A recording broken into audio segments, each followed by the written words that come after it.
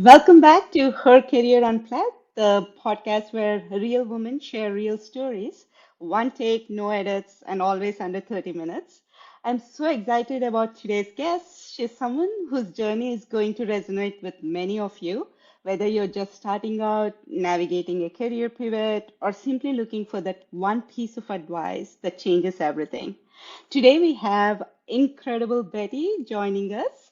Betty is the founder and CEO of If You Ask Betty, where she delivers professional learning and development services that are anything but ordinary. So please do check out If You Ask Betty. It's her website too. With 2 decades of experience, she has built a career at the intersection of multimedia, emerging tech strategy, podcast productions, implementation, leadership and development strategy, leadership and management training. Her story is as inspiring as it is instructive. What I love most about Betty's journey is the way she carved her own path in a space that wasn't always built for her. She's the kind of woman who doesn't just climb the ladder, she turns around and helps others too. In her own words, if you go to her LinkedIn too, this is where I found it. Betty's passion is to help people become better humans, and she believes innovative technology has a huge role in making that happen. Betty, you're exactly the kind of voice this community needs to hear, and we are so honored to have you on the show today. Joanne, take it away. Thank you, Betty, for coming. By the Thanks so way, much for having me. I'm excited to be yeah, here. it's Yeah. amazing. It's amazing to have you. And I know we touched on it a little bit. Is that you work a lot with imposter syndrome, hmm and I think at least in my life and when I've talked to others, is imposter syndrome might sound different to other people. So, what does imposter syndrome sound like really in your head? Sure. So it's funny that you asked me this because I actually spend a lot of time talking about this. What is imposter syndrome? What does it sound like to me? How might it sound to you? And so, imposter syndrome is really sort of that feeling that you get that you're about to be found out as a fraud or you don't belong somewhere because you haven't earned it maybe. Psychology has an even different definition for it, but for me it sounds like in my head a sense of urgency and accusation, right? So I often realize I'm having imposter syndrome when I hear this voice say, this was a terrible idea. And sometimes I even feel it so deep that I say it out loud. Oh my God, we got to get out of here. This was a terrible idea. And that's when I usually know. And the thing is, what I've learned over the years is that the way that I can work with that voice is I had to name it. In fact, I've been talking to people. We'll talk some more about this, I'm sure, later today. I've talked to a lot of people about imposter syndrome, and a friend of mine, Rachel Arpin, she actually personified it. She was like, it's kind of like this little monster that shows up. And I was like, it's like an imposter monster. And she said, yeah, exactly. And I was like, Rachel, can I use that? She's like, take it and run with it. I was like, great, because here we go. I am going to make sure everybody knows that they all have an imposter monster. And so I actually have an imposter monster. Do you guys want to meet him? Sure. Okay, Yes. so this is my imposter monster. His name is Burnie, and those of you who are just listening, Burnie is a an orange, uh, bespeckled puppet. His hair is a bit disheveled, and he looks like he knows everything. And the reason I named him Burnie was because whenever I talk with him, I feel burnout and burn up. So Burnie is my imposter monster, and so basically what I hear, what I feel when I'm having imposter syndrome is Bernie saying, and I imagine he has like a snivelly voice, something like, this was a terrible idea.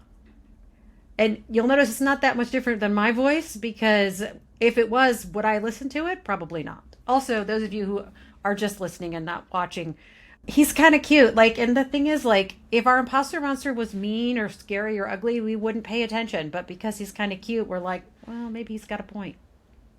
That's so funny because like I've not had that trick, but I do have my own little way of personifying my imposter monster, and actually Yeah. it's kind of the mean girls in high school Sure. because Yeah. secretly you wanted to be them. So I kind of joke and call mine Rebecca because I Rebecca. was There we go. one of Rebecca, the mean girls. Regina, Yeah, I was one of the Brittany. mean girls. Yeah. Yeah. That's funny. Absolutely. Didn't think about it that way. That's Yeah. really interesting. Yeah, I mean, and that's the thing. I think we all have that, and you definitely have shown it too. And Burnie is adorable, but Yeah, that's part of the Harry, problem is that he's adorable. It is part of the yeah. problem. So it's kind of hard to get rid of him. I keep him around a little So, bit. but has Burnie impacted your career? Oh, yeah, absolutely. In a lot of different ways. I'll tell you this. I stayed at a job 5 years too long because of my imposter monster. One of the things that happens when you have imposter syndrome is you forget who you are, right? You totally forget the things that you've done. It doesn't matter if you've kept the receipts, you don't look at them, you don't balance the checkbook of you, like none of those. Some the Gen Zs are like, what's a checkbook? Sorry, you'll have to Google that later. But like you what we tend to do is we avoid the things that we should be doing because, we feel like, oh well, this is enough. We have sort of this fixed mindset, right? So, over the years, like this one example, I worked for a bank for about 16 years. And I was ready to go right around year 11. It took me about a year of thinking it was time to move on and feeling bored at my job before I even updated my resume. And then it took even longer than that. In fact, it took what I would say like almost like an act of God, a universal action against my life, to actually make me apply for another job. Do you ever see the movie Office Space? Yes, yes, Okay. So, you know the guy that they put in the basement. Yes. yes, Okay. yes. So what had happened was I had been in this job. I was beyond miserable because I was so underutilized. And just to give you an idea, I'm a learning solutions architect. So I spend a lot of time with clients developing like really intricate, detailed leadership development programs that they can take to their organization at scale. That's the kind of work that I do. I spent 5 years running reports out of an LMS, learning management system, and doing pivot tables. See my eye twitching? Like Yeah, this was the yeah. kind of work I was doing. And they Yeah. basically what happened was they called everybody up and they were like, "Hey, we know you've been working remote for 10 years." This was like before working remote was cool. But no one's going to work remote now, so you have to come into the office. And I was like, well, I don't like it, but they are building a new office like 8 miles away. So I'll just go to that one. They were like, nope, you have to go to this one that's 25 miles away. And we're going to put you in the basement. We're going to convert a supply room. Swear to God, this really happened, into That's an horrible. office.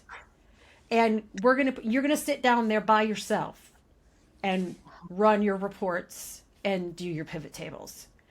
And that was sort of the catalyst that finally like was louder than Burnie. And I was like, I need to do anything else but be in the basement with my red stapler. Uh, just living my life all alone and quiet. So yeah, so it's definitely impacted my career. Also, like even before that, it's really a lot of times people would say to me, "You're the best, Betty. You're the best." And I used to love that. I'd be like, "Oh, that makes me feel so good. Like that is so validating because I work so hard."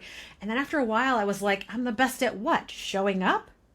What am I the best at?" So I would try to be the best of whatever it was they were talking about because I suddenly had felt like they were manifesting that for me and I had to live up to that. And it left me kind of like I said doing work that I didn't really enjoy and that really wasn't the best use of my time and talent because they kept saying I was the best. Oh, you're the best at running reports and pivot tables. Well, that's great.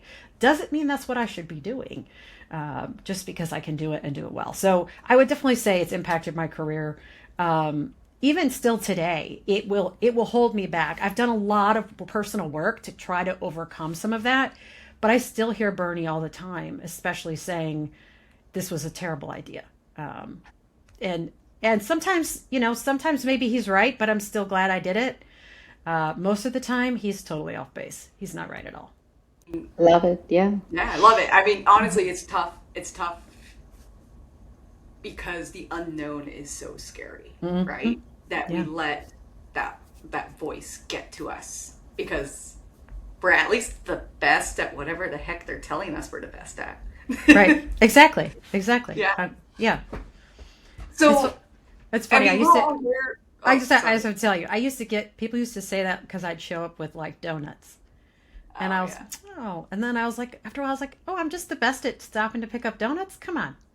I could be the best at something else, anything else besides that.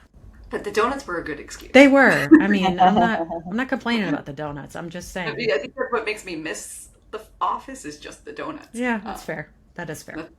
The thighs don't miss the office. Okay.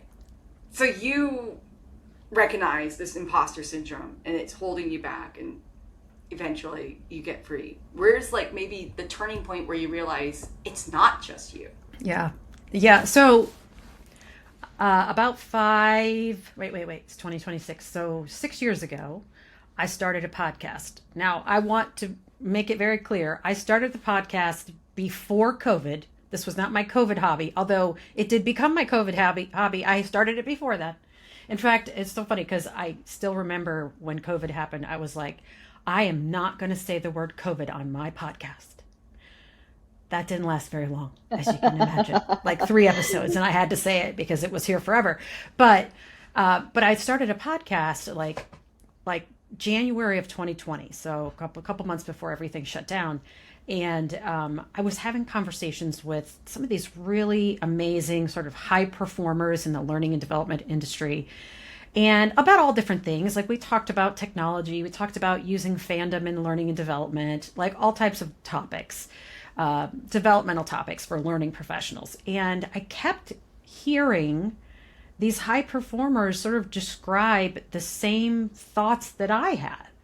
So these are people with different titles, different backgrounds from all over the world, all sort of operating on the same script of I'm not enough. I don't do enough. When are they going to figure out I really have no idea what I'm doing? And like, I started to recognize that this wasn't just a me problem. It's actually a pattern. And I started to continually ask these questions. And then, I don't know, I was about a year into my podcast and I had been noodling the idea of, I wanted to do a podcast about imposter syndrome. And I actually was standing in line at the grocery store and I opened up my phone and I just dropped this quick LinkedIn post. Hey, I want to do an episode or two on imposter syndrome. Who wants to talk about this? And the response was wildly overwhelming. The amount of people that were like, hey, yeah, me too. And so that's kind of what started it. And since then I've conducted like 50 official interviews and at least 2 or 3 times that unofficially with people just sort of as I've come across and we talk about it.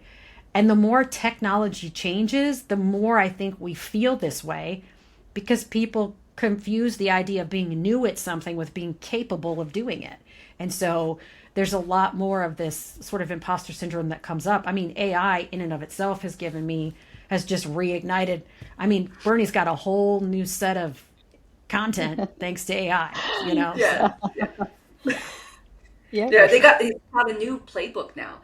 Whole new I playbook. love that. Yeah. I love that because like I'll say it this way, like my biggest moment of imposter syndrome really is when I have to learn something new. Mm-hmm. It's like as if the learning new thing, and at this point, like we cumulatively have a bunch of years underneath all of us, and so it's like come on, you have learned so many new things your whole life. Why in the world do you let it bog you down right now? Exactly. But at that moment, no, I am not qualified at all for any of this. Which I love that you brought that up because that really resonates there. Yeah. So here's the moment that we get a little bit crazy in is that Okay. and then you're like our first guest. You get to experience it for the first time as a guest. We're gonna get unplugged, and we're gonna do some rapid fire. Okay. So first thing that comes to your mind, I'm gonna ask you a question. Just go, okay? Okay. So, what's one moment in your career where you felt completely underqualified, but you rocked it anyways? Oh, just one? Okay. Just one, sorry. All right. So the first one, the first one that comes to mind, and I've told this story 100 times, so those listening, too bad, here it comes again. But sort of my first foray into speaking at conferences was about how to use augmented reality in your learning solutions. And that all came about because I was sitting in a meeting with my boss, and her boss said to me, "Hey, what are you guys doing that's innovative?" And I literally was like, "Well, sometimes we bring donuts to class. Like, I got nothing." And she was like, "Well, what about something like augmented reality?" And this was like 2018, right? And I was like, "Sure, we could try that." And I literally walked back to my desk and had to Google, what is augmented reality? I had no idea. And it came up, and I'm like, this is Snapchat. How am I going to teach insurance adjusters content through face filters? And that was a moment when I was like, why did I say yes when I hadn't even looked it up? And that was the catalyst. That began sort of my love affair with emerging tech, because I had to go and find out, and I had to get new at something. And so definitely that was a time when Burnie was like, you should not have opened your big fat mouth. But I sure am glad I did, because it changed the trajectory of my career and and my life, really. So. Oh my God. Yeah, that's definitely crushing it. Yeah. That's definitely crushing it. What's one tiny habit or mindset shift that helped quiet your imposter syndrome? He's really loud. Just one. I'm going to give you two. You said it was tiny, so I'm going to give you two tinies. One we've kind of already said. The thing that I think made the biggest difference in my life is knowing that I'm not alone. That these feelings that I have, and giving it a name, yes, imposter syndrome, and then giving it a personality, Burnie, that is huge. Another one, sort of like a habit or a skill, this is something that I have coached hundreds of people on, is this idea of just say thank you and stop talking.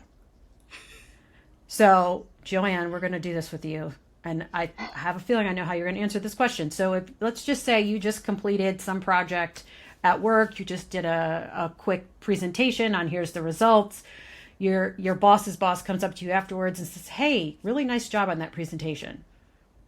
What would you say? What is your first reaction when someone says, "Hey, great job"?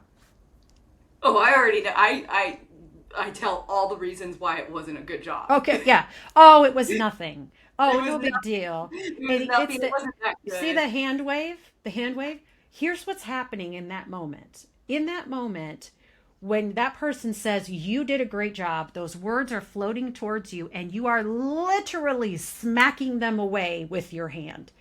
And it's like you're saying, I don't receive that. And that's exactly what happens, is you never receive it, because you're too busy giving credit to somebody else. Oh, it was a team effort. Oh, it was, even when you say something like, I had a lot of fun, that negates what they're saying. Instead, when you receive a compliment, say thank you, and then shut up. Stop talking. Love it. Yes. And take the compliment. That allows you to believe it. You'll be able to internalize it if you stop smacking it away. So that's a tiny thing that can really make a huge difference with your imposter syndrome. Oh my goodness. I'm filing it in my head. Thank you. Okay. Yeah. If imposter syndrome had a WhatsApp status, what would it say about you? Oh, probably something like online, because I'm always online, fighting my imposter monster with receipts. Because that's one of the things that you have to do, is you got to pull out the receipts that prove you know what you're doing and remember who you are. So probably say something like that. Love it. Or maybe just buzz off Burnie. I don't know. Buzz off Burnie. Yeah, I love that. I like it. I like it. Yep. And I think we're getting close to the end, and I want to make sure we give a really good takeaway. Okay. And maybe the takeaway would be really, what would you tell your younger self? Oh. How young? How much younger?